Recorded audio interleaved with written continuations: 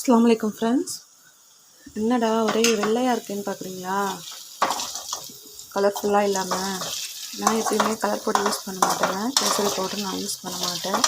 குழந்தைங்களுக்கு அது கெடுதல்ன்றதால குழந்தைங்களுக்கும் சரி பெரியவங்களுக்கும் சரி நான் கலர் பொடி என்றைக்குமே யூஸ் பண்ண மாட்டேன். பரவாயில்ல, இந்த ஹெல்த்தே நம்மளுக்கு போதுங்க. கலர் பொடி போட்டு கலர்ஃபுல்லாக இருக்கணும்னு அவசியம் கிடையாது. எப்படி விசில் படத்தில் இவர் சொல்லுவார்ல, விஜய் சொல்லுவார்ல, என்ன சொல்லுவாங்க, கப்பு முக்கியன்ற மாதிரி நம்மளுக்கு இந்த உருளைக்கிழங்கு டிஷ்ஷில் சத்து முக்கியம். ஓகேங்களா? கலர் பொடி யூஸ் பண்ணாதீங்க ஃப்ரெண்ட்ஸ். அது ரொம்ப கெடுதல்.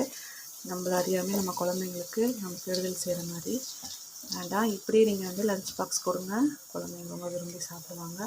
இந்த டைமில் இந்த கருவேப்பிலைன்றதே பசங்க என்ன பண்ண மாட்டாங்க, அது விரும்பவே மாட்டாங்க.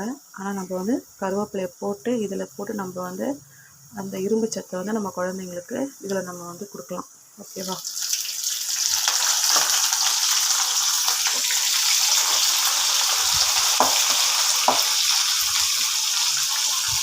நல்லா கொஞ்ச நேரம் நல்லா ஃப்ரை ஆகுது ஃப்ரெண்ட்ஸ். அஸ்ஸலாமு அலைக்கும் ஃப்ரெண்ட்ஸ்.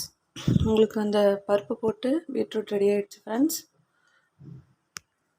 நெக்ஸ்ட்டு பார்த்திங்கன்னா நம்ம உருளைக்கிழங்கு ஃப்ரை ரெடி ஆகிடுச்சு. இப்போது குழந்தைங்களுக்கு நம்ம கட்டலாமா?